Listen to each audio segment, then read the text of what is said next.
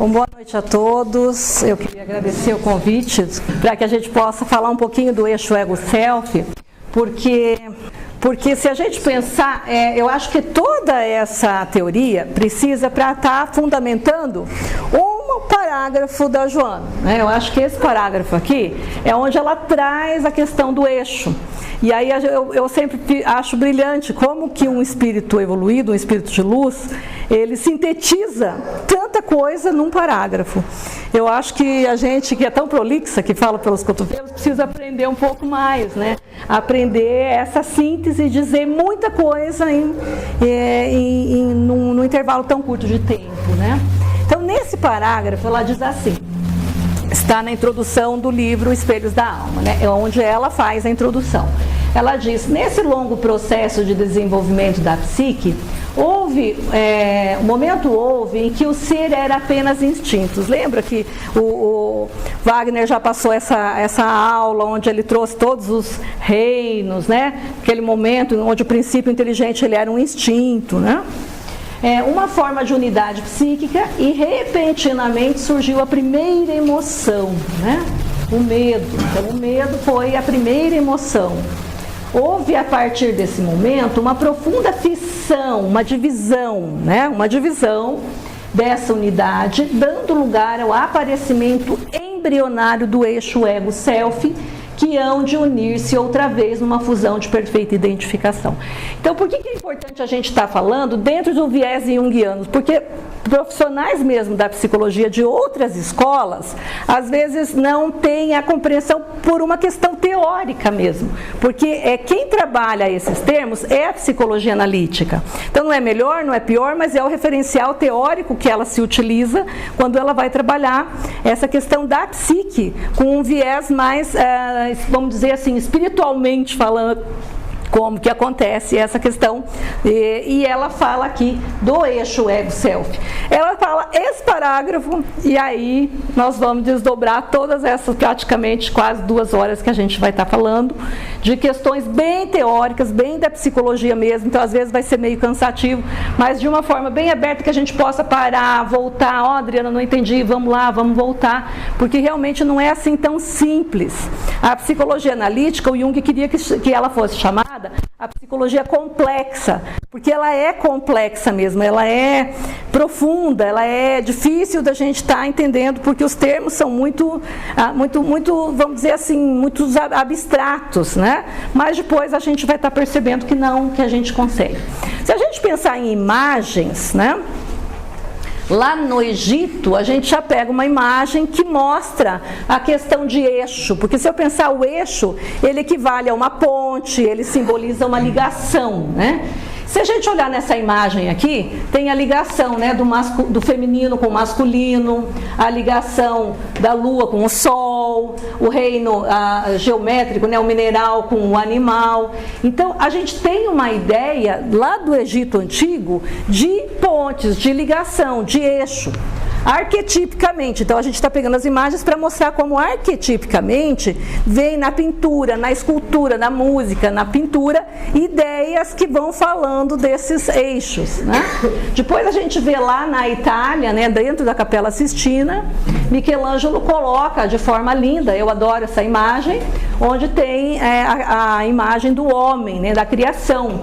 E aqui a gente vê o que seria a imagem de Deus, o homem, e aí aqui até eu vou ter uma imagem que eu aproximo bem, que seria o eixo, né? Esse momento em que Deus, né, ele se toca ao homem, seria um eixo, uma ligação, uma imagem de eixo, ego-self, um eixo, Deus com a criatura, o Criador, né?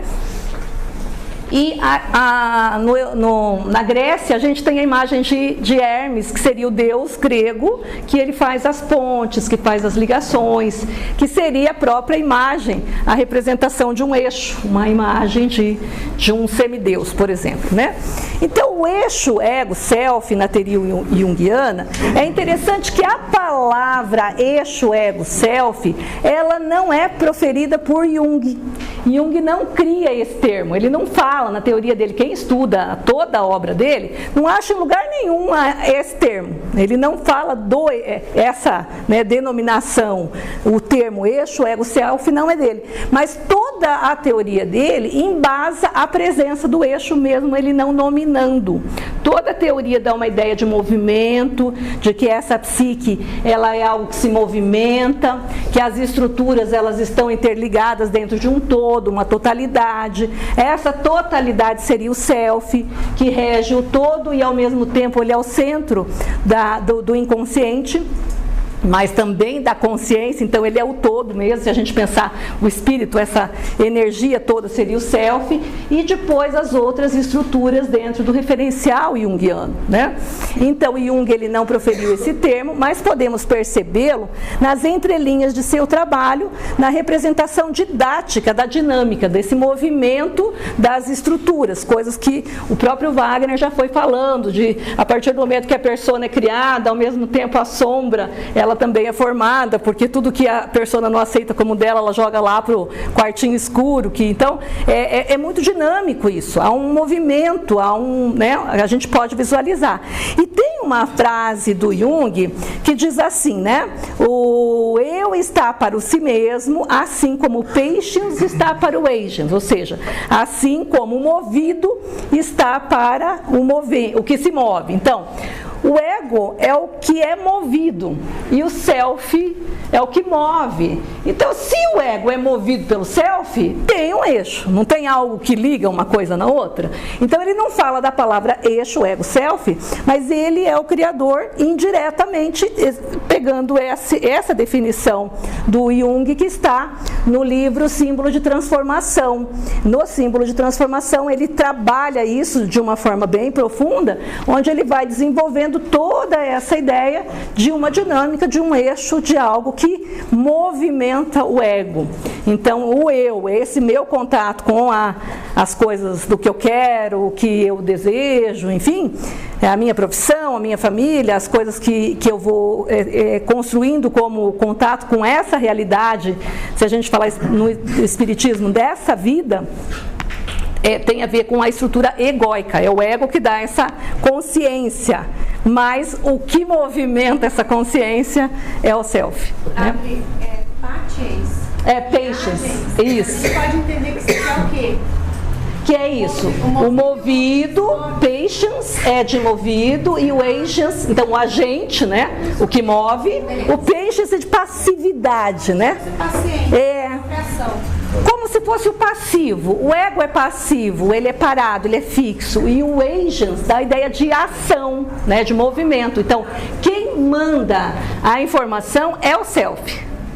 E aí a gente vai estar vendo, a gente vai passar por algumas coisas que o próprio Wagner já falou, da própria formação do ego, mas só para estar mostrando como vai dando o movimento desse eixo, né? Mas é isso que é importante, que o ego, ele é dirigido. Só que na primeira metade da vida, ele não sabe disso, então ele se torna teimoso, ele se torna presunçoso, acreditando que ele manda em tudo, e não é assim. Ele acha que é assim. Mas na segunda metade da vida, assim como foi falado no texto, a metanoia, graças a Deus, bendita metanoia, que vira o nosso mundo de cabeça para o ar, onde a gente fica bem perdido, ela vem em função disso. O eixo ego-self obriga o ego a ser humilde, se curvar para essa estrutura self. Ele obriga. Não tem escolha, ou ele se dobra ou ele se quebra. E aí, percebe? O ego quebrar-se seria um surto psicótico, porque ele não percebe, enfim. Mas existe a psicopatologia que rompe o ego. Então, não vamos, de repente, entrar nesses detalhes, mas assim, o agente é o agent, o que move. E o patience é o passivo, é aquele que é movido. E isso, se vocês tiverem alguma questão, vamos fazendo, vamos tirando, porque aqui a gente está para aprender junto, né? Eu acho que a teoria, por mais, até estive falando para a Adriane à tarde, né? Falei, Adriana, vocês assistiram, né, lá no centro, já assistiram aqui o ano passado, se você não quiser ir, ela falou, não, a teoria, por ela ser algo que é meio complexo, é importante estar ouvindo novamente, porque quanto mais a gente vai ouvindo, mais a gente vai assimilando esses termos, né? Para que possamos compreender o eixo ego-self, teremos que rever alguns conceitos. Olha como é profundo.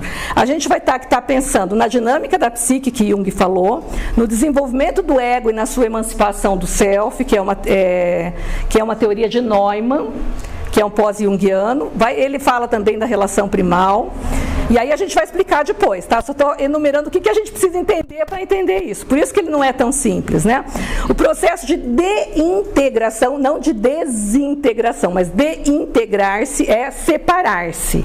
É aquilo que a Joana fala de fissão. É um deintegrar-se, é um quebrar, né?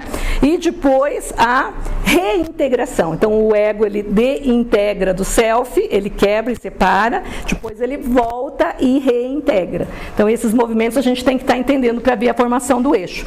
E depois o dinamismo da relação eixo ego-self, que é do Edinger. Então olha só, tudo que a Joana precisou, a gente precisa entender para entender aquela pequena frase que a Joana falou de uma forma, né? É simples, quando o Divaldo pede, né? Escuta, mas está muito difícil, né? E ela fala, mas eu falo em português. Como quem diz, se não entende, vai, estuda, porque... Ela diz que simples. Isso. Isso. Eu não sei. Então, por isso que quando eu fui convidada lá para que em Curitiba a gente falasse sobre esse tema, então, vamos dizer assim, dentro da psicologia mesmo, como ela é porque ela não quer que se traduza, mas ela quer que a gente mergulhe nas teorias e vá em busca dessa realidade maior. Então, a gente consegue olhar para isso, é só parar e veja quem tem olhos para ver, né? Evolução progressiva da relação ego-self. Para Jung, o self é o ponto de partida e a meta a ser realizada no desenvolvimento. Isso aqui o próprio Wagner já coloca sempre, né? Que esse inconsciente ele tem um centro, que é o self, a consciência tem um centro, que é o ego, e estes dois conversam, estes dois dialogam, e existe um movimento, uma dinâmica, uma troca entre essas estruturas consciente e inconsciente. Se a gente quiser traduzir, seria consciência lá e inconsciente. E dentro desse consciente e inconsciente existe um movimento, uma troca, uma conversa, um diálogo, onde as estruturas vão transitando entre elas.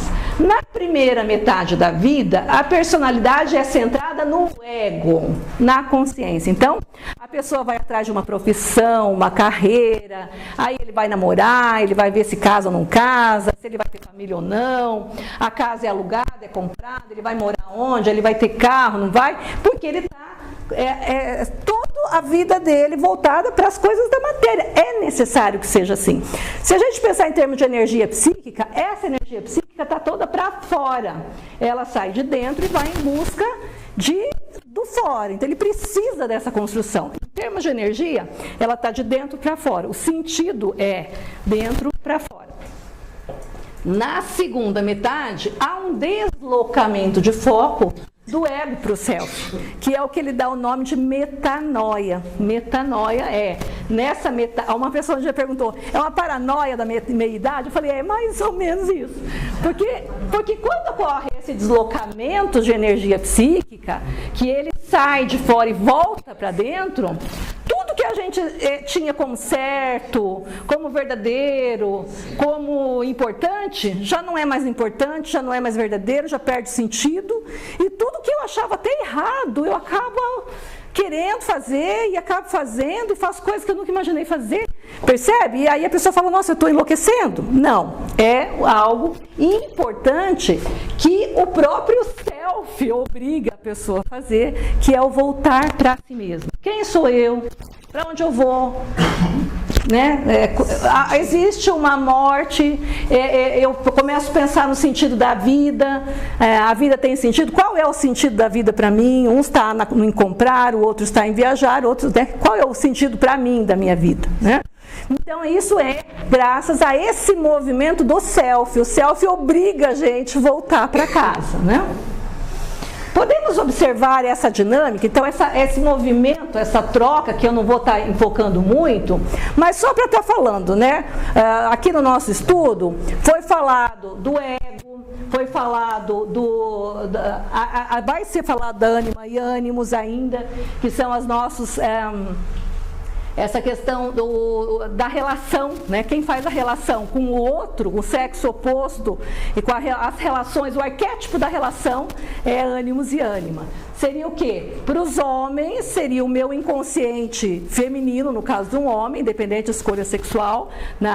Quando o ego é masculino, o inconsciente dele é feminino, é ânima de alma mesmo. O Jung chamava de alma, né? do latim. Para a mulher, o nosso masculino, o nosso inconsciente é masculino. Por isso que para nós, cuidar de uma criança é fácil, cuidar da casa, cuidar das coisas é fácil. Mas já dirigir um carro, a gente dirige, mas tem que ter um gasto de energia maior para fazer essas coisas de realidade, que é algo do masculino. E para o homem é o contrário, o masculino e essas coisas de concreto é muito fácil, dá ré, eles dão de olho fechado, e para a mulher a gente também faz, dá ré no carro. Mas a gente gasta mais energia para isso, não é verdade? A gente faz, mas o gasto energético, o gasto da energia psíquica é muito grande. No entanto, coloca um homem na frente da geladeira e manda achar a margarina.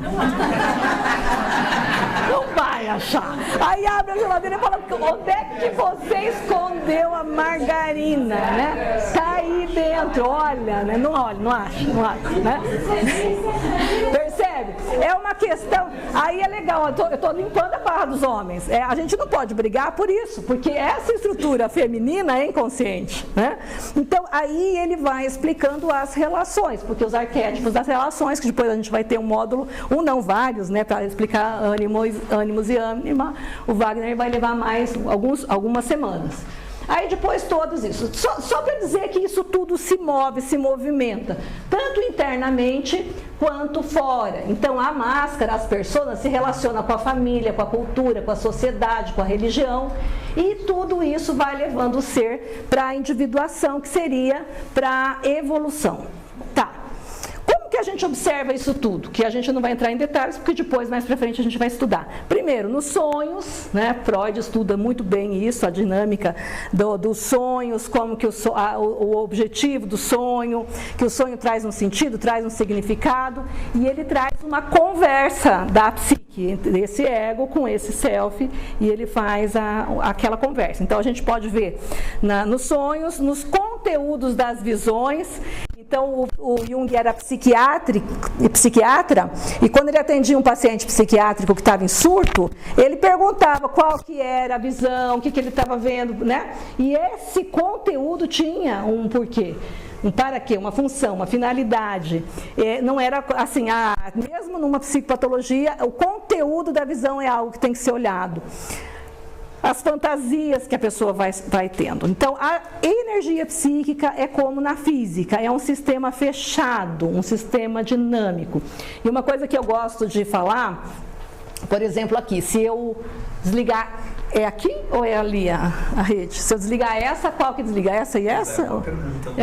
Mas enfim, essa e essa. Aqui. Não, aqui, já foi explicado. Então, aqui o sistema fechado é aqui. Se eu desligar essa luz, a outra apaga. Então, isso quer dizer o quê? Que aqui existe um sistema fechado de energia, elétrico mesmo, né? Na psique também. O que quer dizer isso? Que quando a gente está com uma baixa energia, no caso de uma depressão, por exemplo, o que está acontecendo? A minha consciência não tem energia. Se não tem energia e é um sistema fechado, o que rouba a minha energia? Alguma coisa está fazendo igual o vizinho, né? Aqui eu gasto R$100 por mês. De repente eu estou gastando 200 e não comprei nada. Não comprei um eletrodoméstico, não comprei um aquecedor, nada. Aí eu vou olhar, o meu vizinho veio e fez um gato, né? Aquela coisa que eles pegam, aquele fio, amarra e começa o quê? Roubar energia. A depressão é a mesma coisa. A depressão é o quê? Existe um gato no meu sistema elétrico e psíquico. O que é esse gato? É exatamente o que o Wagner vai explicar depois, a gente vai estudar junto, o complexo. O complexo é o gato que rouba a energia da minha psique. E aí essa energia fica presa em questões, em temas carregados de afeto, né? E cada pessoa vai ter um tema que vai pegar, né? Às vezes eu estou aqui conversando com o Wagner e falo num tema, aí alguém se sente mal e fala, nossa, a Adriana estava falando de mim, quando ela falou disso, ela tá... Não é que esse tema na vida daquela pessoa é um complexo, e qualquer coisa que se aproxima do complexo própria sua história. Então, aí a gente vai estar percebendo isso, e depois nessa questão aqui, dessa coisa do movimento de extroversão, introversão é isso, existe um movimento, e esse movimento é não só intrapsíquico, mas também para fora ou para dentro, né? Seria um movimento de introversão ou extroversão. Aí a gente vai chegar no que realmente interessa, né? Então isso foi só uma introdução, que é o quê? A pessoa que disse o termo eixo ego-self, que escreveu sobre, com esse termo mesmo, eixo ego-self, foi esse pós-junguiano Erich Neumann, nasceu em 1905, morreu em 1960, nesse livro intitulado A Criança. Nesse livro, A Criança, ele fala do termo exatamente nessa página.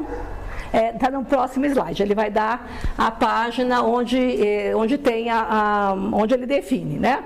Então ele cunhou o termo em 1966 em um artigo, né, que seria sobre o narcisismo, a formação normal do self e a relação primal, né, da criança com a mãe, e posteriormente lança o livro A Criança, onde ele desdobra esse artigo e ele fala muito sobre a relação primal. As principais obras dele é A Criança, a História da Origem da Consciência, Grande Mãe, Amor e Psique, entre outros. Bom, aqui a gente vai ver que no prefácio, olha que interessante, no prefácio dessa obra, o Jung faz um prefácio, e ele escreve assim, Jung escrevendo. Jung diz: pediu-me o autor que eu prefaciasse seu livro com algumas poucas palavras introdutórias, o que eu faço de pronto por considerá-lo extraordinariamente bem-vindo. Então ele assinou embaixo do termo, né? Ele disse: ele começa no ponto preciso em que, se me fosse me dado uma segunda vida, eu começaria a reunir o disjecta membra, ou seja, os fragmentos dispersos do meu próprio trabalho, e todos aqueles começos interrompidos, ordenando-os e fazendo deles um todo, né? Isso ele escreve em 1949. Ou seja, o que ele diz aqui? Que ele estuda a segunda fase da vida, ele estuda a vida adulta porque ele era psiquiatra e ele trabalhava com pacientes psiquiátricos, com a psicopatologia. Ele não trabalhava com crianças. Então ele não podia falar da formação de ego, ele não podia falar como esse ego se formava, e ele não tinha como falar do eixo ego-self, mesmo nas entrelinhas ele deixando explícito que há um movimento, certo? Então é um termo junguiano?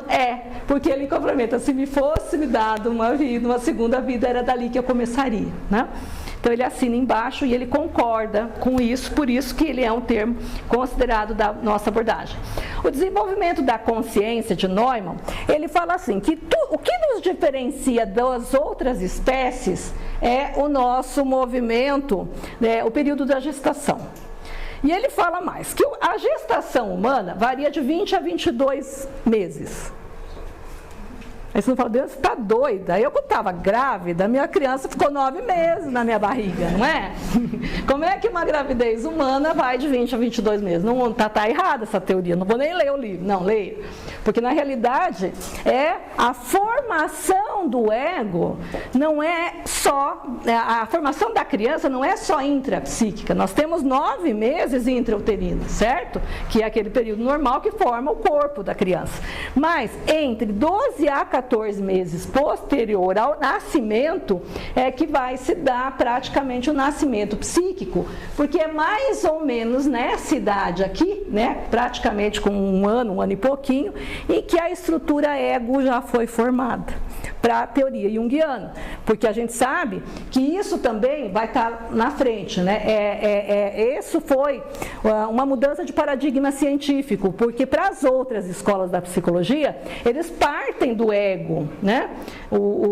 Tem escola que nem estuda self, que nem estuda inconsciente, tá certo ou errado? Não estamos dizendo isso, estamos dizendo que eles não olham, né? Não estudam especificamente isso, mas ele mudou o paradigma de ciência, porque ele fala: não, o self a priori, ele vem antes. E aí, a partir daí, ele fala que o ego é formado a partir do primeiro ano de vida. Mundo matriarcal. Aí o Neumann fala desse mundo matriarcal, que seria o quê? Que há um predomínio... Aí a gente vê imagens, né? A gente vê muitas imagens em todas as épocas de mães com os seus bebês. Foi interessante que lá em Curitiba, quando a gente foi falar disso, era um seminário e uma tarde antes eles passaram um filme terrível, que eu fiquei com trauma, né? Quase fui para terapia no meio da noite, porque eu ia falar da relação primal desse mundo matriarcal, a importância da mãe na vida da constituição egóica dessa criança. E aí eles comentaram o nome do filme? Preciosa. E esse Preciosa é um filme terrível, onde essa mãe, nossa, enfim, essa criança, essa menina foi... Enfim, quem já assistiu o filme conhece. E aí eu tive que partir de toda essa desconstrução, porque eu ia mostrar tudo bonitinho como se dá a formação egóica, e de repente ele mostra o oposto, que é como que uma pessoa pode ter uma desorganização tamanha e formar um ego a si mesmo, né? E isso é legal, porque... aí a gente volta para o eixo ego-self, né? O self, ele tem em si a tendência ordenadora de fazer psique entrar no movimento. Então, por mais que tenha questões, vamos dizer, traumas, a psique, ela tem, até no final eu vou fechar, né, já vou antecipar essa parte, mas assim, quando esse trauma não é tão grande, ele consegue sozinho se auto-reparar, né? Agora, quando é muito intenso, aí ele precisa, principalmente, de uma questão psicoterápica, um trabalho de psicoterapia, às vezes até uma psiquiatria, dependendo da questão, medicamentos, enfim, né? Mas quando é muito severo. Mas existe na psique algo que tem uma tendência inata de organização, que é o próprio eixo ego-self, né?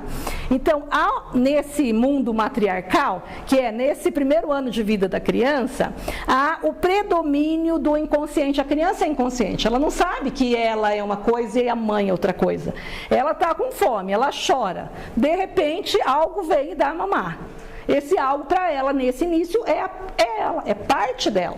Não é uma coisa diferente, não é uma coisa à parte, é ela. Ela não sabe que existe, que ela e mãe é uma coisa, para ela, ela e mãe é uma coisa só, né? Simbolicamente, a relação do ego com o centro da totalidade, que é o self, é uma relação de mãe e filho. Por isso a gente vê nas pinturas tantas imagens de mãe com bebês, né? Que é o que o Neumann chama de relação primal. O papel do self nos primeiros anos de vida da criança é de vital importância. E aí a gente vê em João, né? Eu e o pai somos um.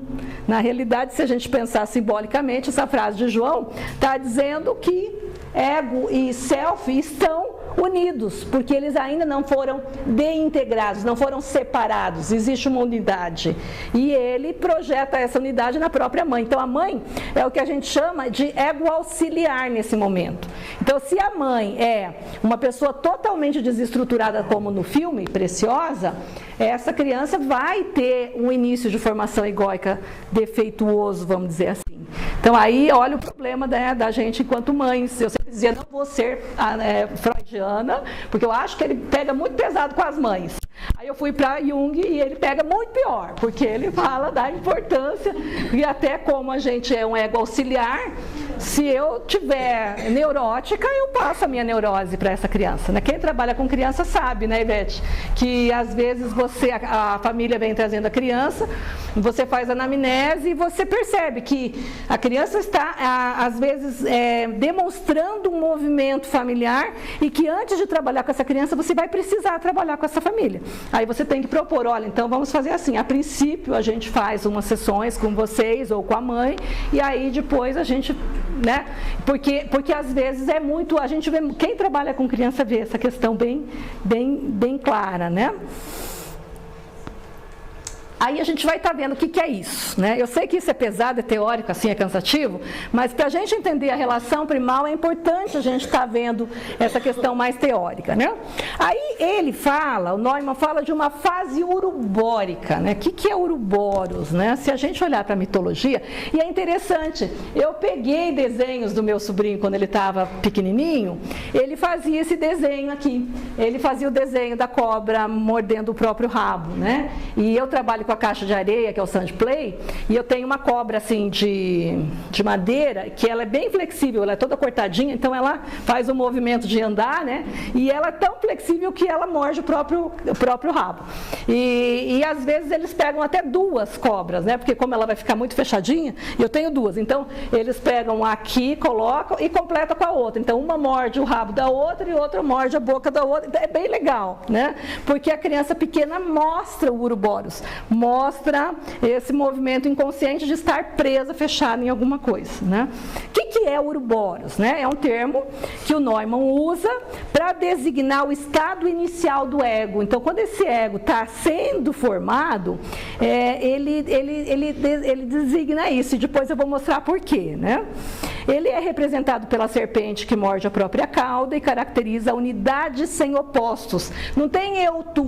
Por isso que ele e mãe é uma coisa só. Não existe duas pessoas naquela relação, é uma coisa só, né? É a decisiva nos primeiros anos de vida da criança, e mãe e filho formam uma unidade primária em que a criança ainda está emocionalmente contida em sua mãe, apesar do corpo já ter nascido, né? As experiências de conforto, isso o Wagner falou de uma forma muito brilhante, eu gostei muito, que é isso. Então, aquelas experiências de conforto, desconforto, saciedade, fome, calor, frio, né? Começam a serem compreendidas, gerando a polarização da esfera. Então, ele está com fome, chora. Aí ele tem o desconforto, ele tem o desprazer. Aí vem a mãe dar uma mamar, ele sente a barriguinha cheia, para de chorar, dorme e fica feliz. Então, essas sensações, né, lembra que a Joana fala da questão, primeira sensação é o medo de não ter comida, o medo, enfim, ele não tem a consciência que é o medo, mas algo está fazendo para que ele sinta um desconforto. Essa diferenciação gera uma ruptura da unidade entre ego e self e, consequentemente, o nascimento do ego e o progressivo surgimento da consciência. Assim, para a psicologia analítica, o inconsciente é a priori, é isso que eu falei, ele vem antes, posteriormente surge a consciência. E esse foi uma mudança do paradigma científico, né? Coloquei em forma de imagem, de forma didática, porque isso é só uma imagem para tentar mostrar isso. A princípio, então, o ego era a totalidade, a criança não tinha consciência de nada, ela era uma coisa só, isso é o uruboros, né? O ego está aqui grudado dentro disso, ele não está, ele está dentro, uma coisa está dentro da outra, ele não tem, é uma unidade, realmente não tem uma diferenciação ali. O ego ainda está contido no self, e é nessa fase que é o self corporal. Quem trabalha criança, como que é o nome de um teórico que trabalha o self corporal? Então, ele morreu, ele era de São Paulo, a Sheila foi aluna dele, como é que é o nome? E ele deu aquela técnica do... É o Sandor. O Sandor fala muito do ego corporal, né? Ele trabalhava as crianças pequenas com aquele da fisioterapia. Nossa, espaldar. Ele colocava a criança no espaldar e ela se esticava. Então a terapia do Sandor, por isso da psicologia corporal, é muito corpo, é muito sinestésico, porque nessa fase o ego é corpo. Por isso que uma criança maltratada, uma criança abusada sexualmente nessas primeiras fases da vida, vai gerar psicologicamente uma ferida muito grande, né? Se a gente pensar em termos de estrutura. O Sandor. É Sandor. O primeiro nome é isso. Ele morou em São Paulo, ele foi professor da PUC por muitos anos, e ele fundou essa parte da psicologia onde trabalhava muito o ego corporal, porque ele falava que nessa fase... Em 92 é um médico húngaro que se radicou no Brasil desde 49. Isso. E ele trouxe uma técnica que chama calatonia, que é bem interessante, que trabalha pontos, enfim, né? Mas essa questão de que o ego, a princípio, é corporal, essa ideia é legal, né? qualquer tipo de desconforto ou privação, como fome ou frio, é sinalizada como choro. À medida que a necessidade é satisfeita, a tensão alivia e ela volta ao repouso inicial. Isso que foi colocado nas aulas anteriores. Assim, representa breves períodos de consciência, mas sem a diferenciação entre ele e a mãe. Ele acha que ele e mãe é uma coisa só. Porque eu penso que estou com fome e vem essa minha parte me dar mamar. Na cabeça dele, a mãe é ele, né? Aí, início da integração do self, que é um termo de Fordham, né?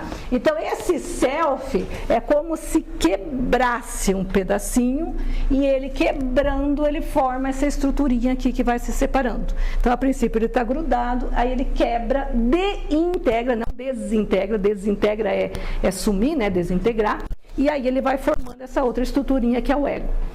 Fase pós-uterina, né? Aí a criança vive em um estado de participação mística, ou seja, tudo encontra-se fundido, grudado, não havendo pares de opostos, ou seja, o ego e o self é uma coisa só.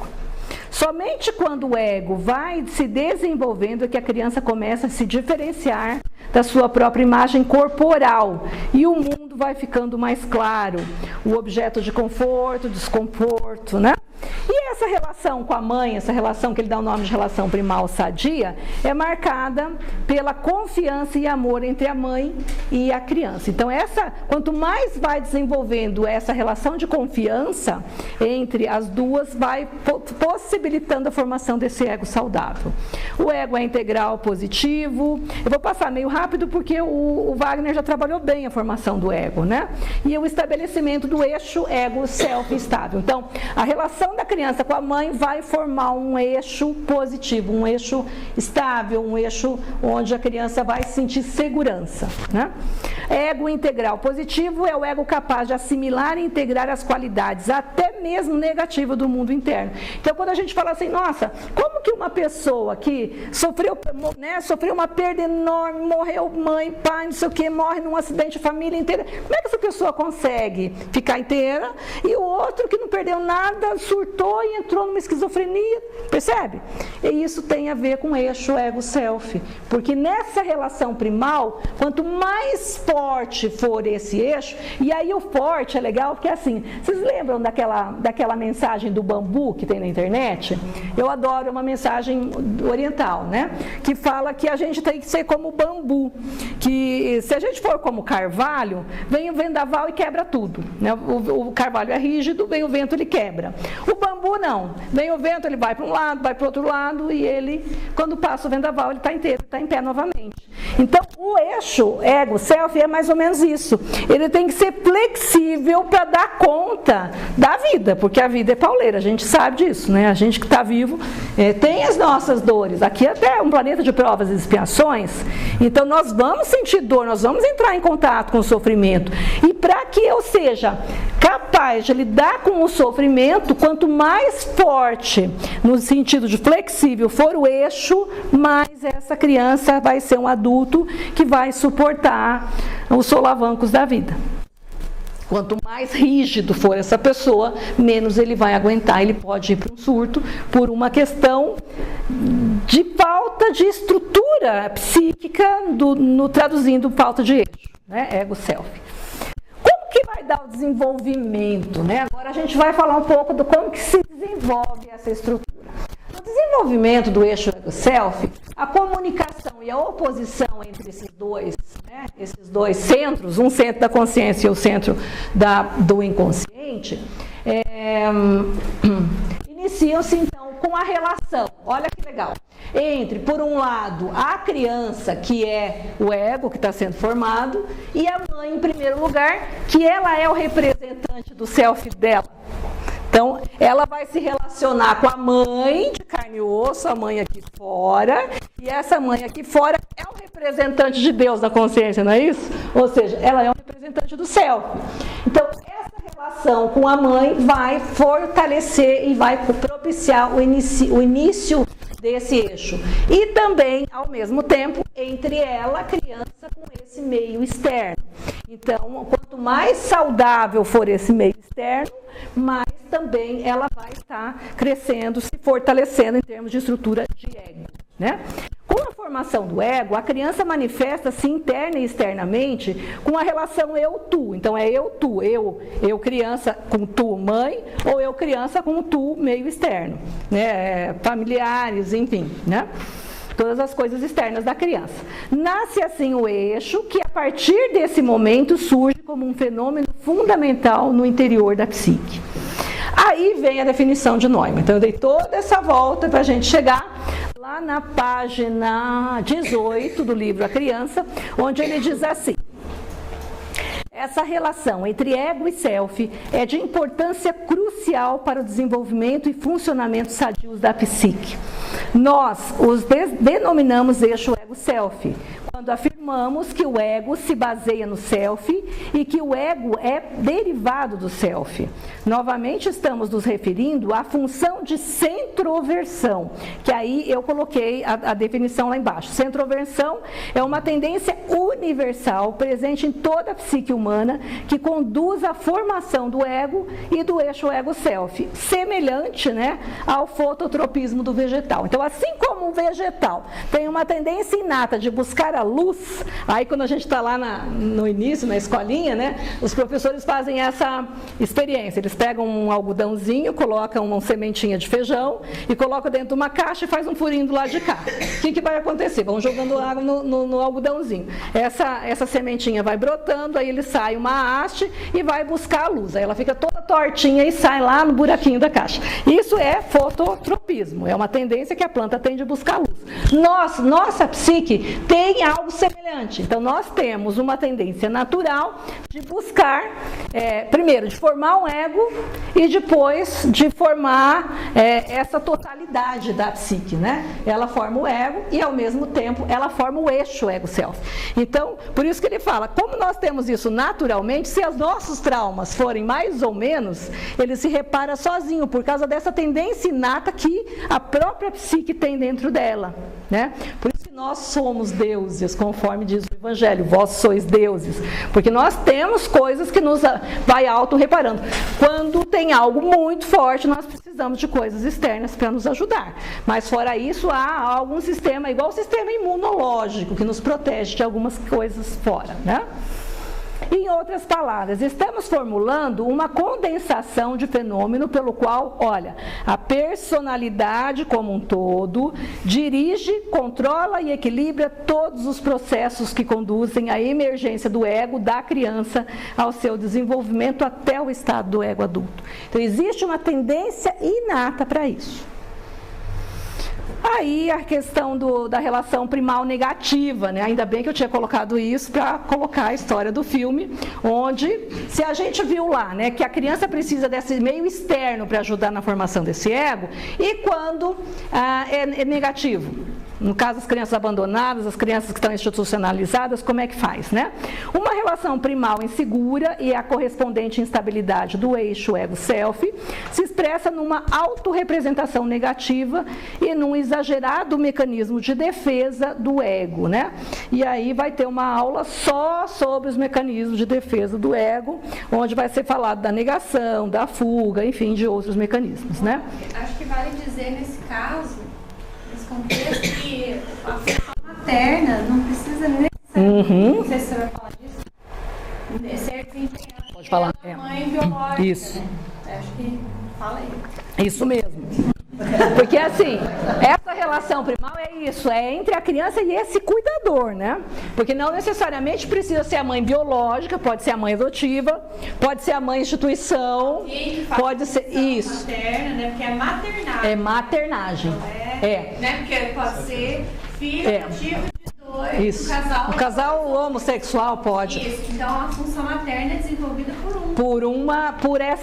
pela relação. Exato. Por isso que nós somos seres relacionais. Nós estamos falando de estrutura psicológica. Estrutura psicológica. Também contrato de família, né? Mostrando do cliente. Isso. Ele fala dessa importância, né, da referência feminina e da referência masculina, independente de formarem um casal. Exato. Mas que numa relação mesmo a homoafetiva, né, masculina ou feminina, um acaba por desenvolver desenvolver mais o feminismo masculino, que é por causa da estrutura de ânimos e ânima, porque às vezes a função primal é realizada pela ânima do pai, porque esse pai é afetuoso. Um relacionamento heterossexual, vamos pensar homem e mulher, Sim, você tem o próprio que desempenha a função psicológica feminina. É.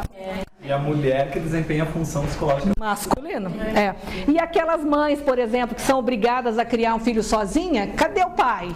É o ânimos dela que vem e coloca as leis. Que qual a função de ânimos?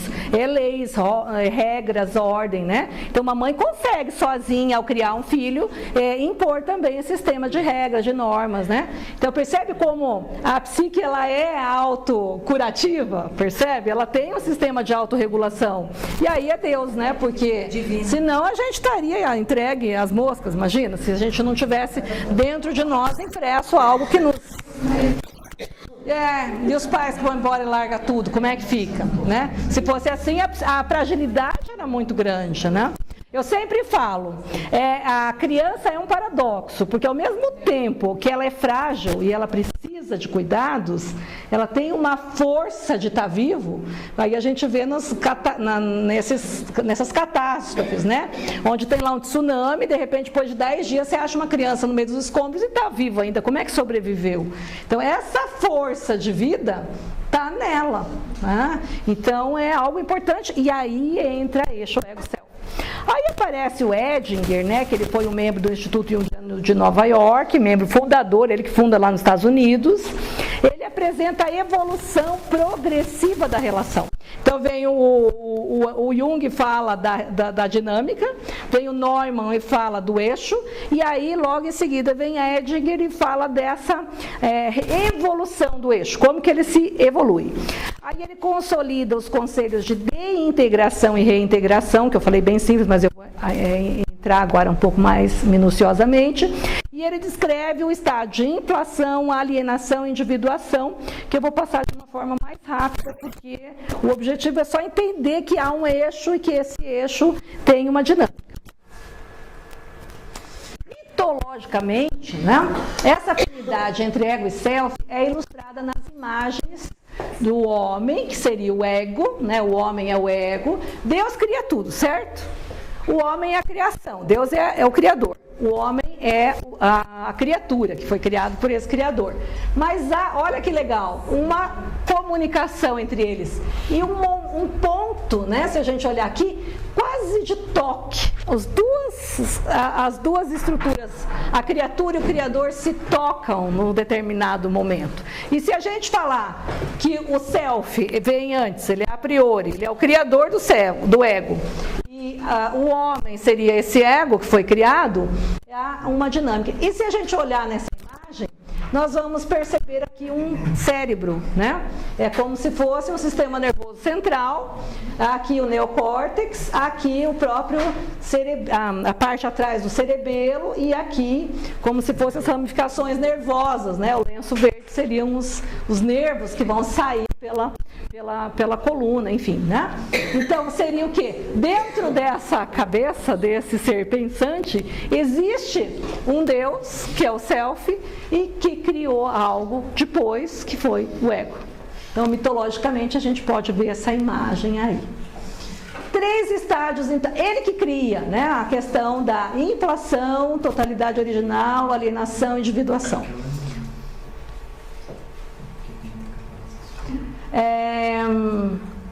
Definição de inflação, então, vamos ver. Seria a atitude ou estado que acompanha a identificação do ego ao si mesmo, é o estágio em que o ego atribui a si as qualidades do self, além de suas medidas, percebendo-se como divindade. Se a gente pensar lá no mito, né, do paraíso perdido, o que acontece? Está Adão e Eva lá no paraíso, chega a Eva e fala assim, ó, se você comer o fruto do conhecimento do bem e do mal, você vai ser como Deus, certo? Aí a Eva, né, vai e colhe o fruto, e eles comem o fruto porque eles querem ser como Deus. É o estado de inflação. Querer ser como Deus se a gente pegar em todos os mitos gregos, né, Ulisses, por exemplo, quando ele sai lá de Ítaca, Ele sai para a vida à procura de aventuras e ele vai, encontra a bruxa, encontra várias coisas, os monstros, as sereias, enfim. E ele fica 20 anos nesse percurso, né? Deixou a mulher com criança pequenininha e foi para a aventura. É o ego inflado, ele está identificado com o self, onde ele pode tudo. Ele é um todo poderoso que ele pode enfrentar mundos e fundos, todos os dragões do mundo, que ele tem poder. Por quê? Porque ele tem uma identificação com essa estrutura que é o self. É a primeira fase da vida. Na primeira fase da vida, o jovem não pensa que vai morrer, ele pega o carro e sai a 200, ele faz coisas porque ele nunca pensa na possibilidade da finitude. É o ego inflado. É o filho pródigo, que sai e vai em busca da vida e percebe? Então, é mitológico esse movimento e necessário. Nós precisamos da inflação, porque se você nunca tiver inflado, você nunca vai enfrentar nenhum monstro. Vai chegar lá um dragão, meu Deus, vou ficar aqui trancado dentro de casa, porque fica como o filho pródigo, aquele outro irmão que não foi, ficou em casa cuidando do pai e mãe, e aí chega o irmão em casa, ele fica bravo, com ciúme, porque o pai fez festa. Não é? Então, aquele que ficou, ele não teve a inflação. Então, se a gente pensar o termo inflação, nesse caso, no termo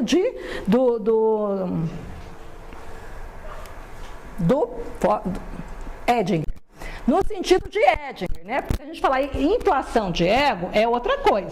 Mas nesse momento aqui, a inflação é positiva, porque nós precisamos da identificação com o ego, do self, para ir para a vida, tá? É cíclico? Isso. Esses 3 pontos são Sim. cíclicos. Então, a cada vez que eu preciso enfrentar um desafio, Isso. eu inflo nesse sentido de isso. entender que eu sou o Deus, então que eu sou capaz, Isso. até chegar... Isso.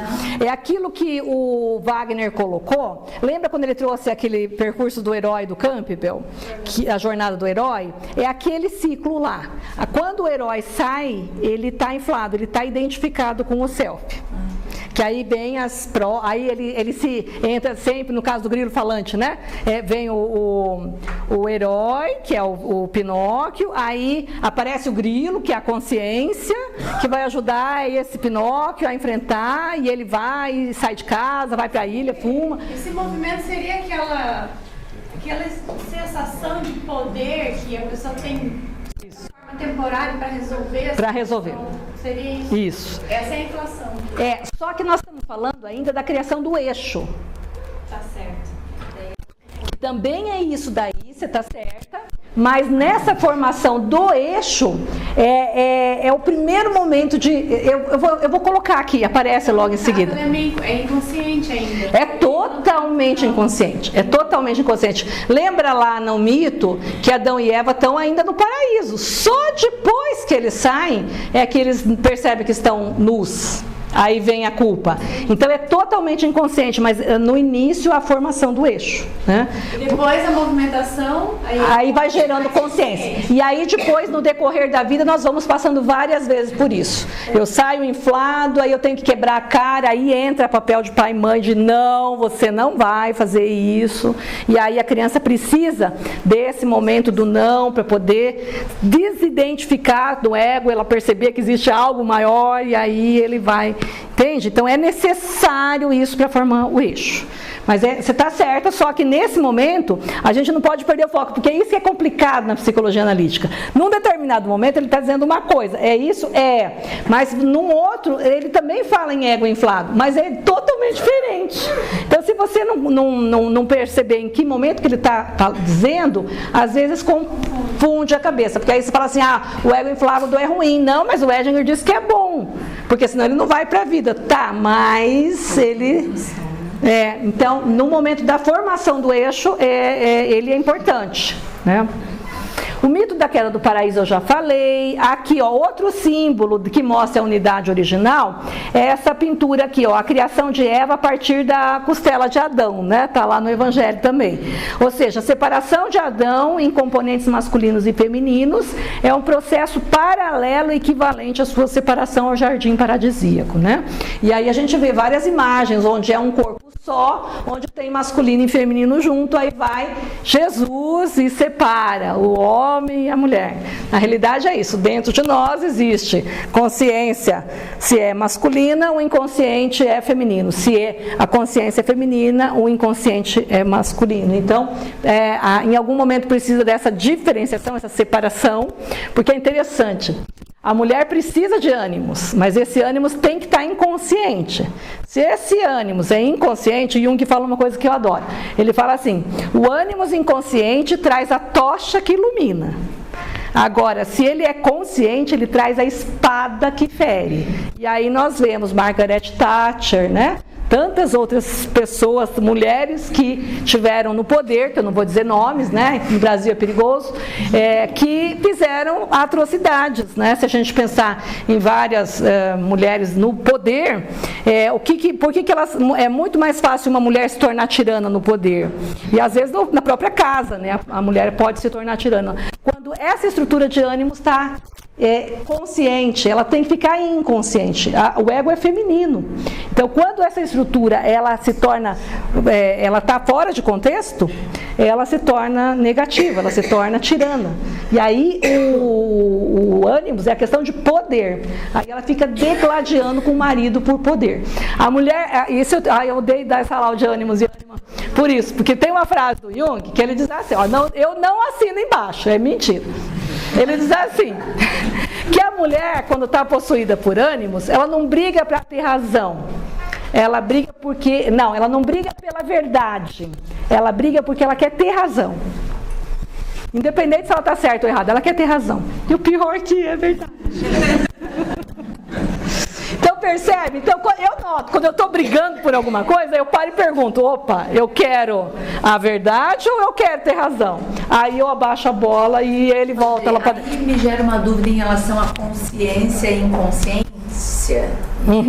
Esse funcionamento da ânima e do ânimos, né? Sim. Porque, por exemplo, se eu me observo e percebo características masculinas, né, em mim, significa que eu estou trazendo esse ânimo para a consciência?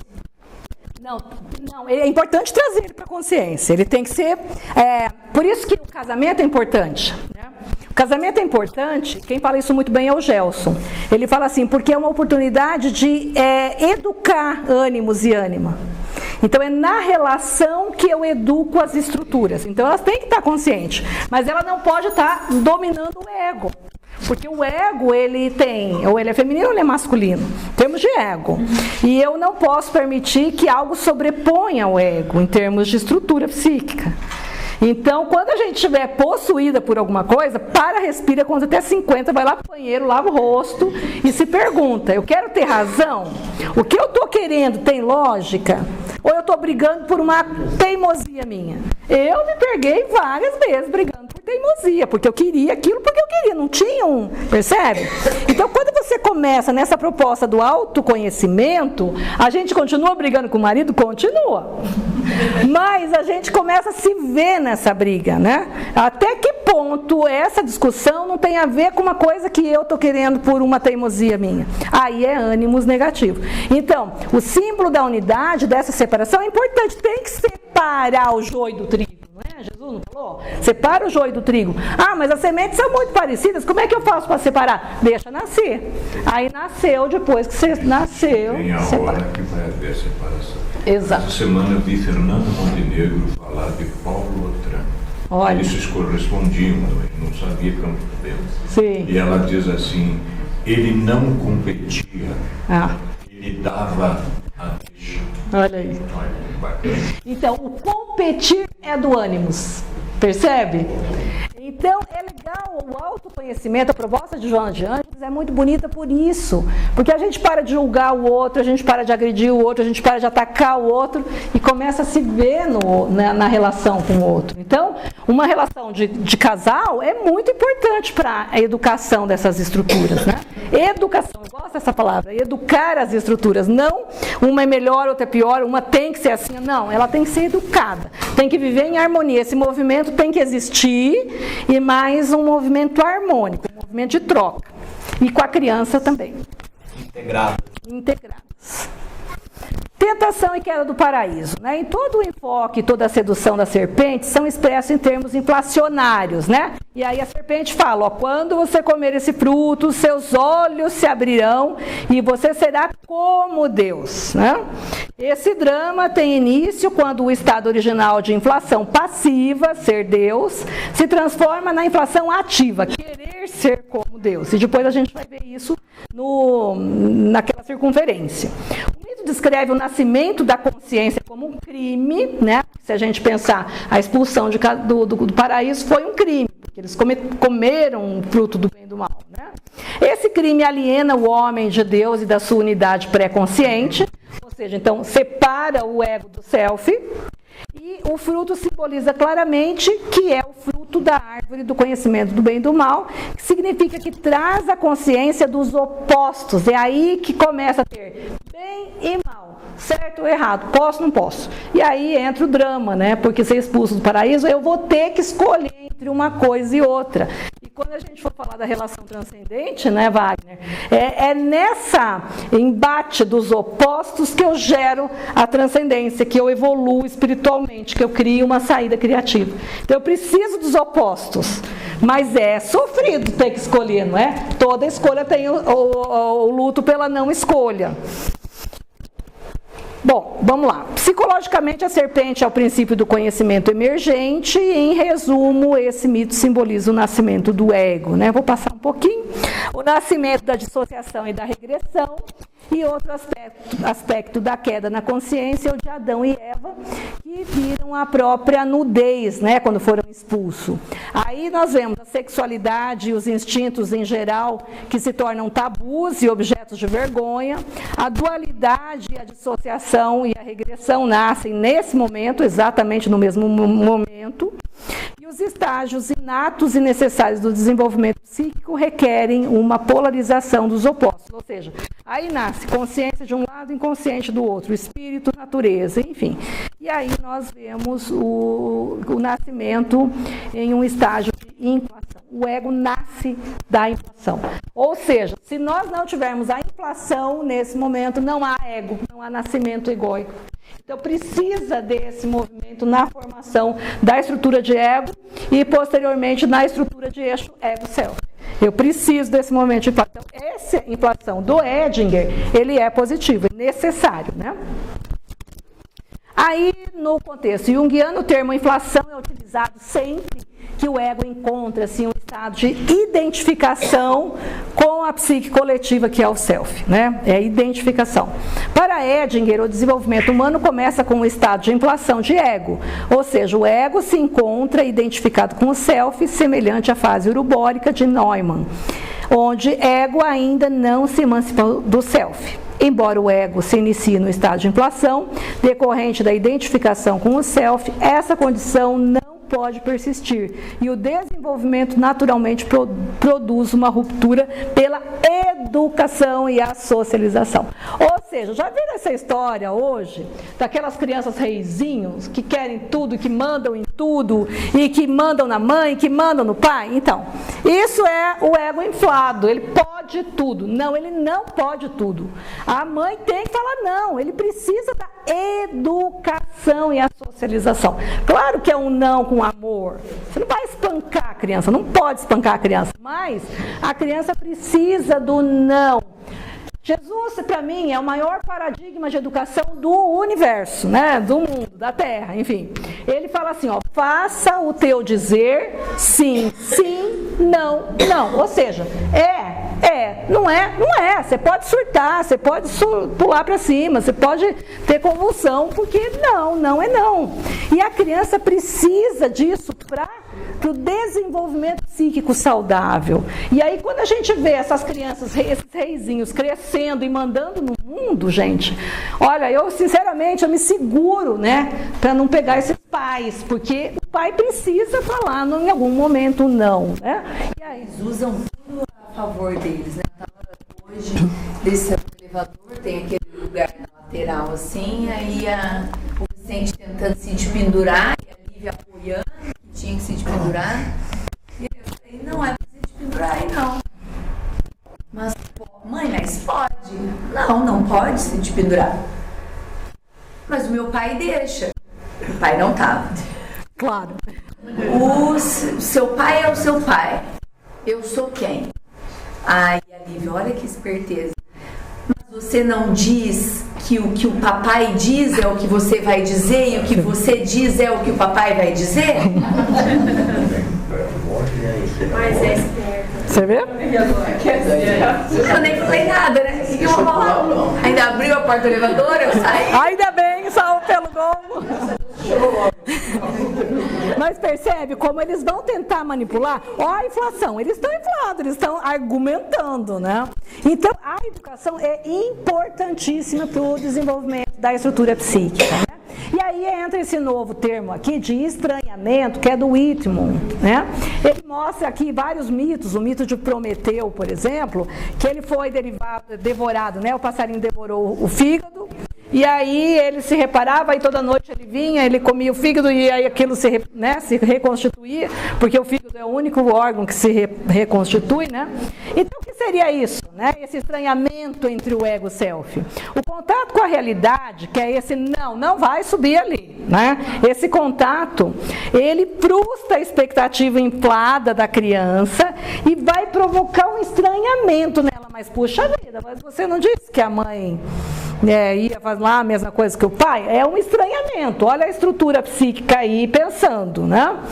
Aí, o que acontece? Entre o ego e o self. Então, o ego, informação, vai entrar em contato com essa totalidade, vai argumentar, porque está inflado, porque ele está identificado com esse self aí.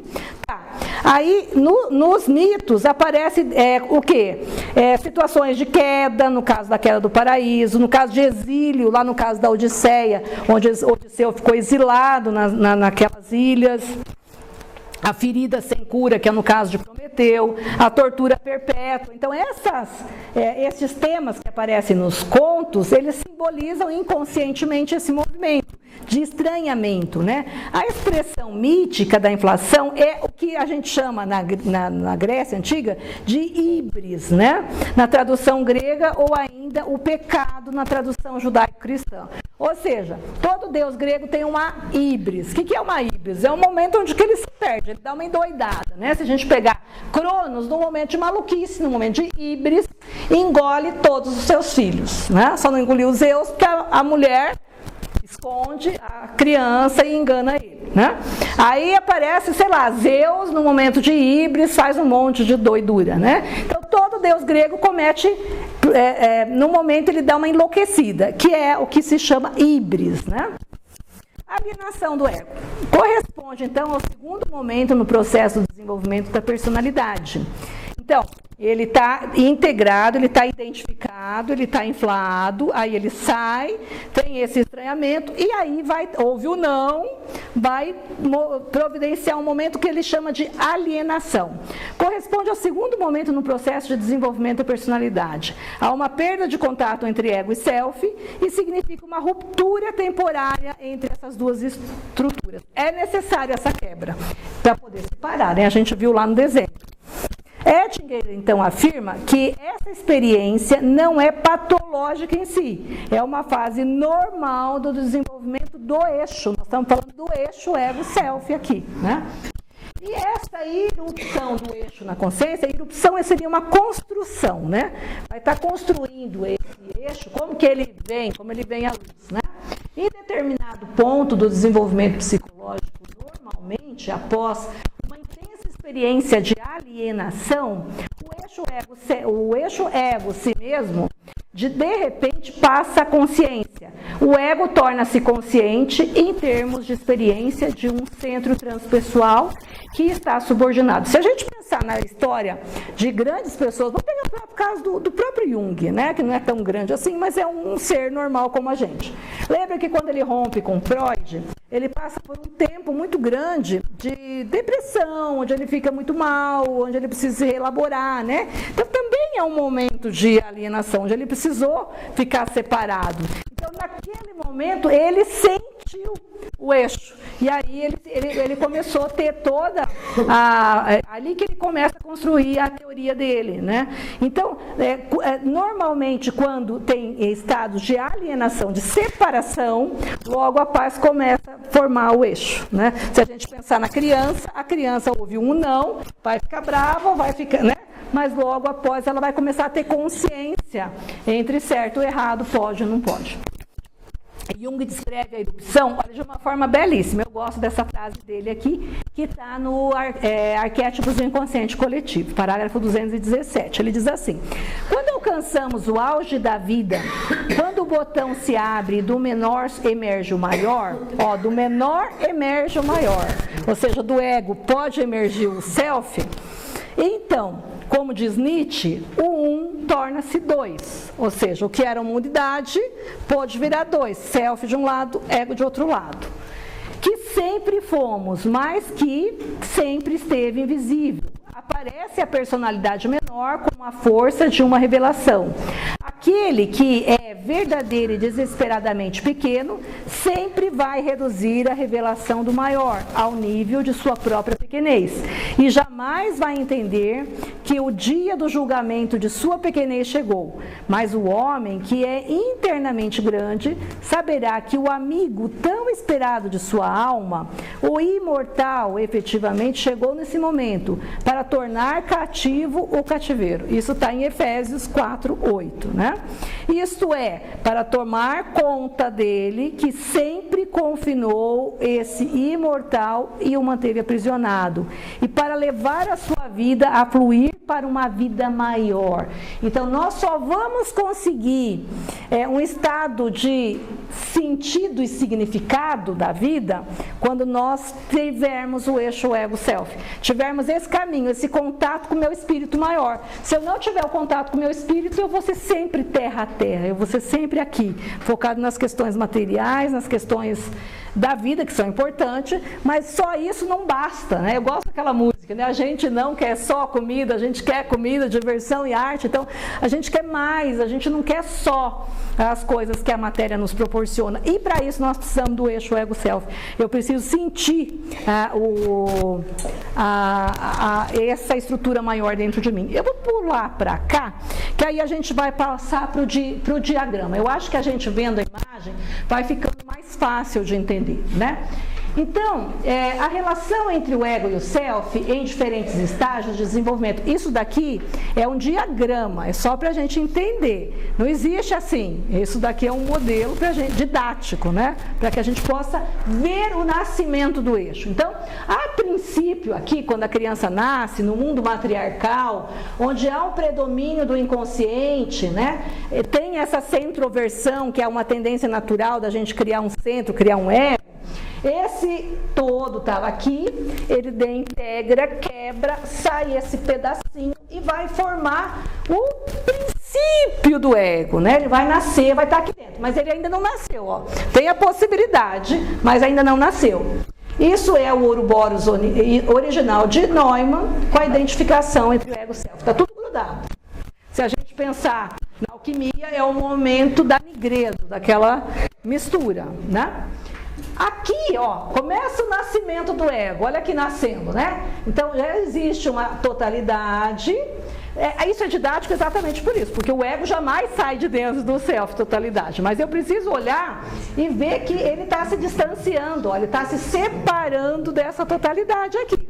E conforme ele vai se separando, o ego vai nascendo e vai formando aquela questão que a gente falou, né? A inflação, ele precisa estar inflacionado para ele desgrudando, e aí o self vai formando. Olha o eixo aqui, né?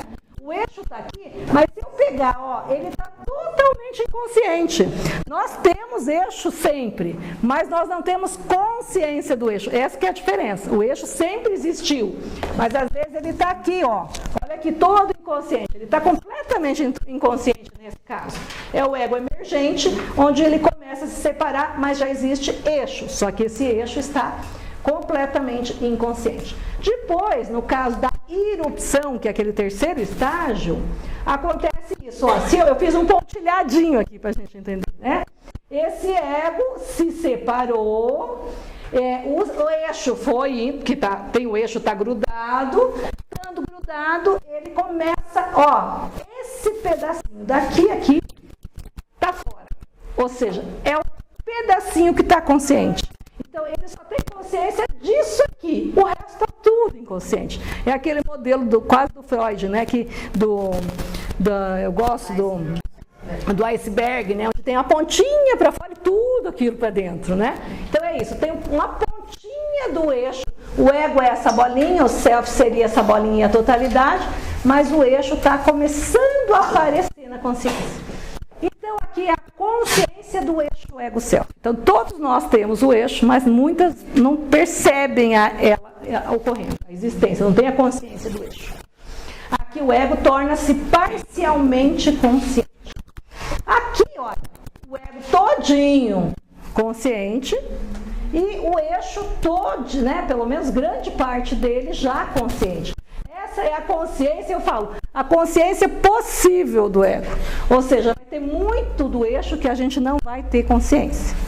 Então esse modelo didático é só para a gente perceber essa separação e como ele vai sendo construído. Depois, a completa consciência possível para o eixo ego-self. Mais que isso a gente não vai ter. Nessa vida, pelo menos, não. Tratando da infância, esse é o momento que a criança percebe dissociada da mãe? Ou ainda... Ou ela... Olha, eu acho que a criança vai chegar nessa fase aqui. Eu acho que ela não vai adquirir consciência do eixo. Eu acho que a consciência do eixo ego-self, isso eu, Adriana, respondendo agora. Eu acho que a consciência é só na segunda metade da vida, quando a gente já adulto consegue parar para olhar para si e perceber que algo me move, que algo me direciona. Para mim, me pareceu, assim, falando de consciência, né? Da interpretação de consciência, me pareceu a questão da personalidade. Então, na verdade, não é consciência mesmo. É consciência, é da consciência. É a consciência, o que ela conhece, o que ela sabe. Então, há um movimento e essa consciência vai ampliando até chegar à consciência do eixo. Então, é isso que eu falo, o eixo sempre existe. Eu não sei, eu acho que algumas crianças podem ter a consciência do eixo, mas são crianças muito evoluídos. Eu acho que Jesus, na infância, já sabia disso. Ele lá com 12 anos, ele já ia conversar com... O próprio Jung, a meu ver, sim, porque ele conta questões de 4 anos. Ele lembra de sonhos? Exatamente, e descreve. Assim, então eu acho que assim, poucas crianças na Terra tiveram isso. Mas claro, tivemos exemplos disso. Acho que o próprio Jesus, o próprio Jung, enfim, muitas pessoas. Eu acho que, né, se a gente pegar Madre Teresa, eu acho que esses espíritos mais evoluídos com certeza tiveram a consciência de que ele é movido, que ele não move nada, né? Mas até a gente, nós, pobres não mortais, na nossa fase atual, eu pelo menos só percebi isso depois de muita terapia. Eu sozinha, confesso, sozinha eu não enxergava que tinha algo que me levava, né? Então, percebe? Então, se a gente olhar o gráfico, eu acho que fica mais fácil do que a gente ficar em toda aquela coisa teórica lá, né? Então, se a gente olhar em linhas gerais, não é tão complicado, mas a teoria enche um pouquinho, né? Meio complexa, né? Aqui é o ciclo lá, quem trabalha muito bem, brilhantemente, é o Campbell, quando ele chama da jornada do herói. É esse esqueleto aqui, né? Então, olha lá, a princípio era a totalidade original, onde tinha aquela junção do todo, né, daquela parte urubórica. Aí há uma inflação, aquele ego inflado, se a gente pensar no herói, ele vai para a luta, onde ele está identificado com o self, vai estar inflado de uma inflação ativa, ele quer ser Deus, né? A inflação passiva, ele era Deus, ele estava lá junto, ele não tinha nem consciência disso, ele só era Deus, ele já era Deus. Aqui vem algo, a serpente, que é a consciência, e fala, se você comer, você vai ser como Deus. E aí ele já é ativo, ó. Ele sai daquela passividade toda e vai querer ser. Isso é bom, eu tenho que ter um desejo. O desejo é positivo, que me leva a uma mudança. Aí depois, o ato inflacionado ou heróico, aí vem a rejeição. Mãe falando, não vai fazer isso. Ou a gente quer uma coisa muito grande, sei lá, eu quero passar no vestibular, no curso de medicina. Vem a faculdade e fala, não, você não vai entrar na medicina esse ano. Se você quiser, você vai fazer mais um pouco, vai tentar de novo. Então, essas rejeições são importantes para o nosso desenvolvimento da estrutura, para entender o eixo ego-self. né? Aí ele está inflado, ele vem, quebra com a rejeição do mundo ou da mãe, e aí ele entra numa alienação, numa tristeza, né? Numa depressão, uma depressão não no sentido de depressão de patologia, mas aquele período deprimido, a pessoa fica deprimida, a pessoa fica, né, com uma ferida, e aí vai ter o desmembramento, que é o que, se a gente pensar no São João da Cruz, né, ele fala da noite escura da alma. É esse momento onde a gente fica perdido mesmo, sem alma. Por quê? Porque a gente não está mais grudado. A gente fala que na terapia, esse é o momento em que mais precisa do terapeuta, porque a pessoa está à deriva muitas vezes, né? Então ele precisa de alguém que dê base para ele, né? Mas é essa ferida que faz separado do self, que vai fazer, olha aqui, ó, por isso que é uma coisa de vida. Ao mesmo tempo que é lá na origem, a gente vai fazer isso muitas vezes na vida, né? Que é aqui que eu vou adquirindo o quê? Espiritualmente falando, a gente vai fazer isso todo o nosso percurso espiritual, né? Até a gente, espírito imortal, adquirir o quê? Humildade, arrependimento e atitude sacrificial. Eu tenho que ficar de joelho. Eu me lembro que eu era adolescente e eu tinha imagina, né? Adolescente é adolescente. E eu fui uma adolescente terrível, né? Eu era muito adolescente, né? Eu acho que assim, eu gosto de trabalhar com adolescentes porque eu era muito adolescente. Enfim, não vou dar muitos detalhes, né? Mas assim, e eu me vinha por intuição uma palavra, me vinha assim, genuflexo. E eu, adolescente, sei lá que era genuflexo, eu sei lá que é isso. Aí brigava com mãe, brigava. Até pouco, genuflexo. Aí até que um dia enchi tanto saco de ficar com essa palavra na minha cabeça, que falei, aqui, dicionário, vou lá ver o que é esse tal de genuflexo. Ajoelhar-se, né? Então, essa atitude sacrificial de se ajoelhar é só com alienação.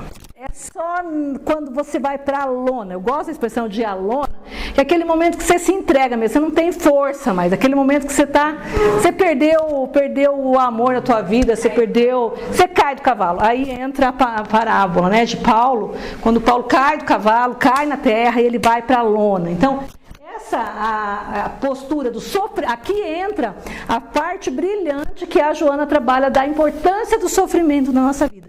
E aí, ampliando isso para espírito, isso é muito grande. É aquele momento onde o espírito vai adquirindo a atitude sacrificial. É o genuflexo, né, que eu naquele momento não consegui fazer, né? Aí a vida foi me ajoelhando, né? E aí depois vem o movimento de aceitação, ou religação, e aqui entra uma coisa interessante, que muitos teóricos falam, Jung não é cientista, porque ele fala em religião, né? Não é esse sentido do religião que Jung falava, ele falava disso, do religare, no sentido religioso da psique, que a psique precisa ser religada a esse self, porque ela se separa e ela precisa da religação. E depois dessa aceitação da humildade, que o ego é pequeno, ele não manda nada, ele consegue aceitar e ele se religa. Aí forma, ó, aqui estava sem ligação, o ego estava desligado do self, aqui também. Aí ele se religa, ele retorna ao estado de inflação do self, né? E a inflação passiva, ele quer ser Deus. Aí a gente pensa na evolução. Mas não querer ser Deus de ser o próprio Deus. Mas não ser como Deus. Mas uma pergunta, a parte da rejeição ali, nesses movimentos que a gente faz a vida inteira, essa situação de passar pela rejeição, ela de várias formas, é o que torna o ego forte? É o que dizer. Por isso a importância disso na infância também, né? Porque isso. Que vai depender de como a reação não é o que vai tornar o ego forte ou fraco, que a rejeição em si. Aqui, ó, tem dois momentos nesse ciclo que geram uma psicopatologia, duas psicopatologias, ó. Se a criança nunca sofrer rejeição, ou seja, se a mãe nunca permitir que essa criança sofra uma privação, tudo que ele pensou ele teve. Sabe aquilo? Não, eu fui pobre, eu não tinha dinheiro, eu não viajei, então eu vou dar tudo pro meu filho. Tem pessoas que pensam assim. Então, privar a criança de uma rejeição, de um não, ele vai gerar um deusinho. Aí ele vai se tornar ele não vai conseguir passar por isso, não vai ter humildade. Então vão ser esses adultos que podem tudo. Então vai virar, você pode se tornar uma psicopatologia aqui. Eu estou perguntando isso porque o Rossandro fala de que ele faz comentário da época que ele era adolescente e tudo mais, aí ele fala assim, vocês vão lembrar, quando a gente tinha uma decepção amorosa, a gente escutava Vando e chorava. Hoje a gente nota que os jovens têm uma decepção amorosa. Aí vocês ouvem Coldplay e choram. Não é mais o Vando. Aí eu queria entender, na verdade, se porventura é porque ele não teve essa estruturação. Por causa do eixo ego-self. Mas aí você viu que ele explica na sequência, né? Explica.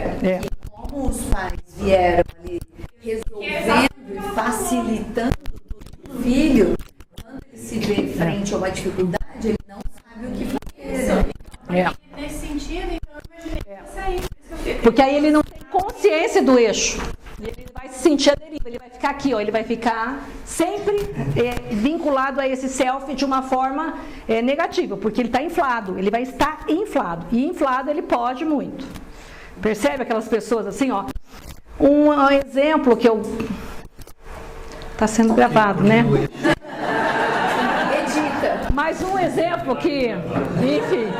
Ó, um exemplo que eu gosto de dar, lembra na época do Collor, quando ele estava possuído, né, pelo poder, se você olhasse a expressão nos olhos dele, ele tinha um ar assim de quase um psicótico, né? Não sei se você lembra. Ele tinha uma expressão, então assim, era um momento de inflação tão grande que ele jamais acreditou que ele fosse cair do poder.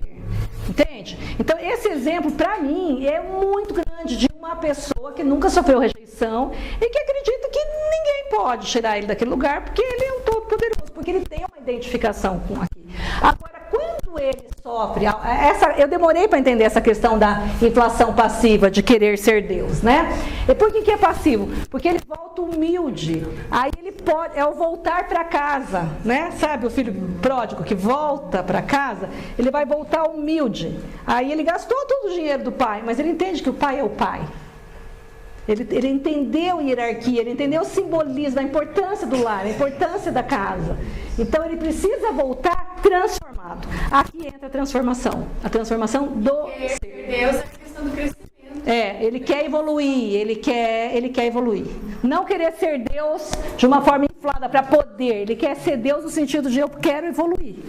Eu preciso evoluir. Por exemplo, o que você acha? Em uma família em que houve a rejeição, então houve a frustração, porque os pais estavam atentos ali, então houve uma frustração, e aí isso fortaleceu, né, esse ego deixou de ser frágil. E uma família que é toda, né, não é que eu deixei de dar uma frustração, na verdade eu não estou nem te percebendo aqui. Não é que eu estou fazendo tudo por você. Eu não estou nem te percebendo. Então, essa não percepção daquela pessoa já é uma frustração? Ou ela também pode ser considerada como uma possibilidade de ego inflado por não ter a frustração, vamos chamar de ativa aí? Entendeu? Entendi. Eu acho que vai depender da forma como o espírito lê isso. Porque se ele lê como abandono, vai entrar como uma ferida narcísica, né? O abandono é uma das feridas mais difíceis de serem reparadas, vamos dizer assim. Aí precisa, às vezes, da terapia, precisa da psicoterapia, precisa, né? Então, mas se esse é um espírito, vamos pensar, um espírito de luz, Chico Xavier, né? Chico Xavier furaram a barriga dele com garfo, percebe? E ele não teve essa sensação. Então, eu acho que vai depender muito. Aí não tem ciência que fala, aí é o plano espiritual mesmo, né? Então, porque existe assim, ó, porque existe aquilo que eu falei da capacidade de reparação da estrutura egóica, né? Como existe dentro dele algo que ele, como a planta que vai em direção à luz, ele tem uma tendência reparadora disso. Então, mesmo que ele não seja, ele pode por si. Eu né? pensei nisso pelo exemplo que você havia dado, né, da pessoa que no olhar parecia o psicopata, porque com o ego inflado agora, então eu vou fazer o que eu quero e tal. Aí eu só pensei naquele lado oposto dessa dualidade, daquele que nunca pôde fazer nada. Isso. E que se vê em um momento em que pode fazer. Pode tudo, aí é a mesma coisa. Ele está tão perdido quanto o outro. Aí ele sai de uma polaridade e vai para outra. Então, toda polaridade é complicada. Zé, eu posso dizer que é por um ego inflado? Até posso, acho. O que você acha, Wagner? Depende, né? Depende, né, de como esse ego vai interpretar e avaliar essa relação com o mundo, né? Mas pode ser. E eu acho assim que tem uma relação também a ver com toda aquela condição do espírito, porque, como você diz, essa capacidade de regenerar, apesar de tudo que acontece de forma adversa, isso que está sendo perdoado, mas ele já fez isso em outras vidas. Então ele traz aquela capacidade das várias frustrações em vidas passadas.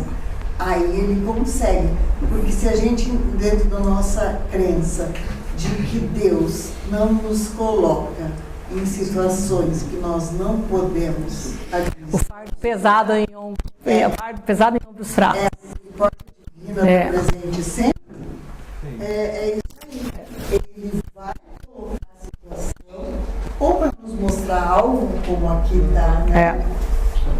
Ou para nos mostrar que a gente pode. Aí que isso eu pensei naquele negócio do filme, né? Apesar de tudo, aquele espírito tinha condições de passar pelo que passou. Sim. Né? É a única. É isso que a gente vê como a nossa doutrina explica tudo, né? Isso. Né? E a outra questão desses jovens que eu fiquei pasma ontem porque por acaso estava vendo um noticiário que na nossa cidade a polícia tem gastado muito tempo buscando jovens que simplesmente deixam uma carta e somem de casa. Alguns ainda não foram achados, outros estão pela rua perambulando e de repente retornam. Mas eu fiquei pasma de dizer assim, né? E são pessoas que não têm aquela capacidade de suportar que o pai não dê, ou que a mãe não tenha condição, ou que não tenham o que gostariam de ter, porque não tem liberdade, não tem isso, não tem aquilo. E jovens, são muito jovens, e simplesmente ficam nas ruas, saem de casa e vão para a rua. Então, eu fiquei 132 jovens que fizeram isso, só porque não aceitam as coisas em casa. Porque estão inflados, às vezes. Aí aqui, outro momento de psicopatologia, Adriane, que eu tinha falado, né, que tem 2 momentos que pode formar psicopatologia, é aqui. Quando a pessoa está nessa fase aqui, de humildade, arrependimento e atitude sacrificial, se ele não conseguir, através da aceitação, se sentir aceita no meio, ele não consegue se religar. Não se religando, ele vai desenvolver um complexo muito grande e de que ele vai ser sempre o coitadinho, sempre o pobrezinho, sempre o miserável. Portanto, eu preciso que todo mundo faça para mim, é o complexo de superioridade, né? E aí ele precisa, né, percebe? Então, assim, 2 momentos nesse processo que pode gerar uma psicopatologia seria nesse momento que ele precisa da rejeição e não tem, e depois no momento da aceitação, se ele não se sentir aceito e reintegrado nesse contexto social, ele pode não se religar ao self e ficar à deriva também, ficar perdido aqui. Então, o crescimento psíquico envolve uma série de atos inflados e heróicos. Ele tem que sair isso várias vezes na vida, a gente passa isso várias vezes. Esse ato provoca rejeição, seguida por alienação, arrependimento, restituição e inflação renovada. E esse processo cíclico se repete várias vezes na primeira fase do desenvolvimento e a cada ciclo constrói e amplia a consciência. Então essa é a jornada do herói até que o herói morre. Todo mito, o herói morre. Precisa morrer. Que é isso. Esse herói tem que morrer para poder voltar transformado. E Joana de Ângeles, ela vai dar um nome onde você coloca a aceitação, né, citando Edinger. No livro Plenitude, ela vai trabalhar essa ideia de resignação dinâmica. Então, se o ego não consegue fazer a conexão com o self e compreender qual a finalidade maior daquilo, que isso é o self quem diz, não é a visão egóica, porque o ego quer se livrar daquele problema. O ego não quer ficar doente, o ego quer a cura do processo. E que bom que o self controla, às vezes até contrariando o ego, porque para o espírito é bom continuar doente, é bom permanecer doente ainda, até que ele consiga entender e compreender essa finalidade maior. Então é entender que nesse momento de sofrimento a gente tem um para quê, tem alguma coisa pedagógica que nos convida a refletir a vida sobre um aspecto mais amplo. E quando a gente faz essa conexão, aí a gente volta para a religação com o self e continua para o novo desafio, porque a benfeitora diz, uma vez vencido um desafio, começa bem tranquilo, que vem outro, né? Porque agora dá uma raiva. Então agora tem um desafio proporcional ao seu novo ego, ao seu novo estágio de consciência, né? E aí a gente consegue entender como o Cristo transita por todos os sofrimentos na visão egóica nossa, no mundo, mas em nenhum momento sofre. Né? Porque ele tem essa conexão do ego ao self, esse eixo perfeito, né? Entendendo qual a finalidade de tudo aquilo que ele veio para experienciar. Então ele estava em perfeita sintonia com o self, não só o self interno, como o self criador, que é o próprio Deus, né? Entendendo que tudo aquilo tem um sentido. Então, atitude de humildade, atitude de resignação, atitude de compreensão.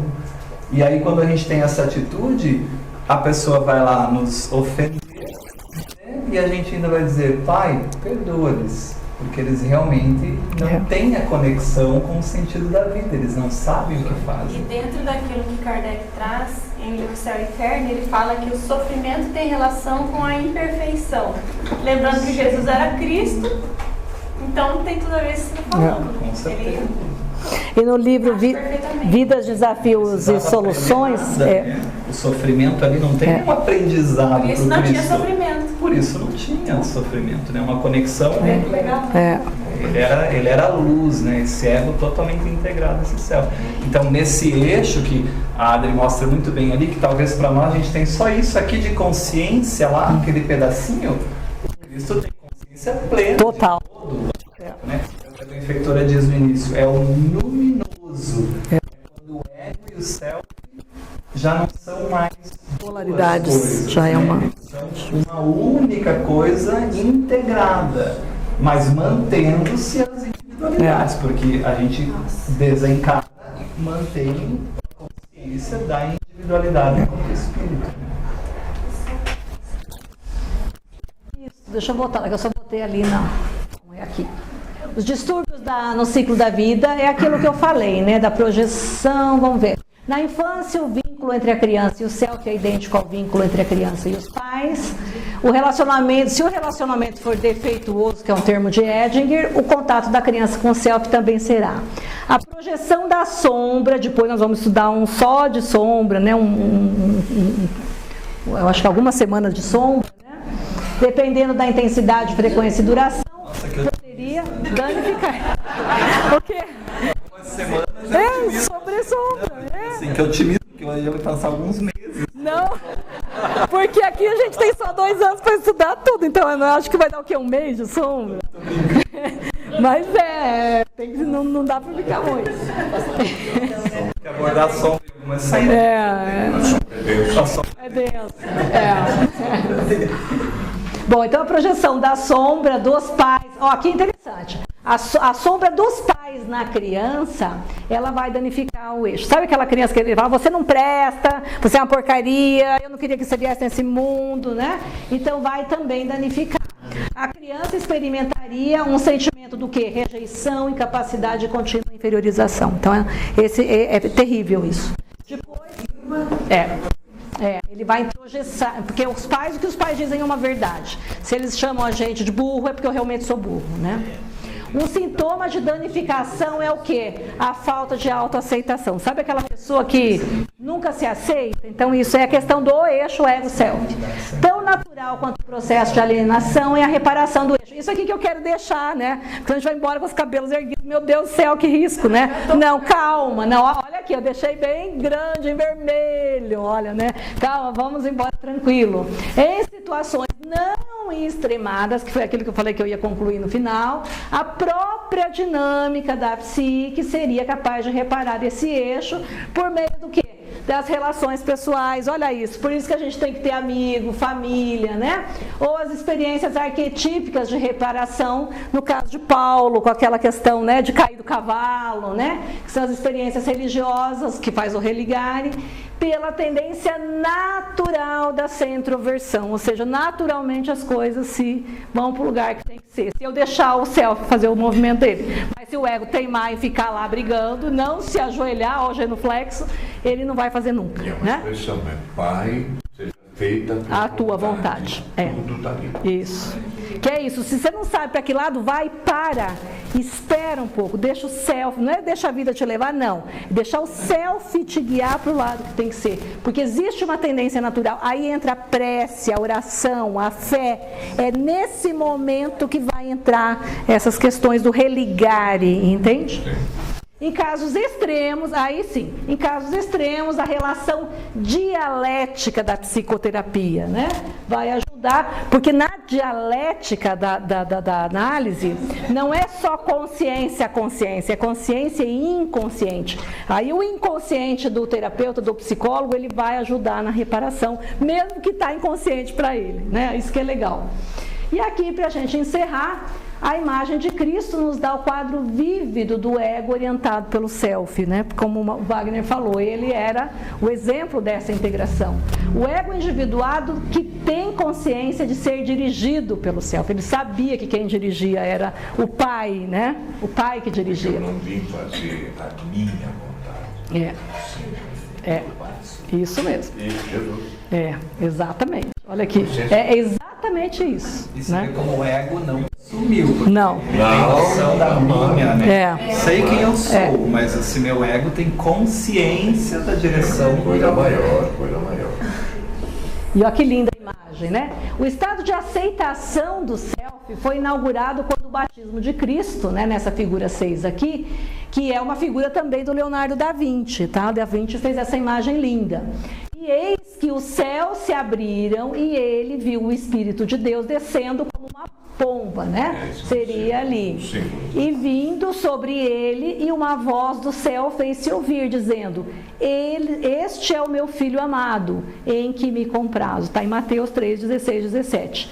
Assim é a realização de uma ligação com a fonte transpessoal de Cristo a uma fonte que o ama e o apoia, que é o quê? O eixo ego-self, né? Pai e filho são uma só pessoa. Então, para terminar com uma frase de Fernando Pessoa, né?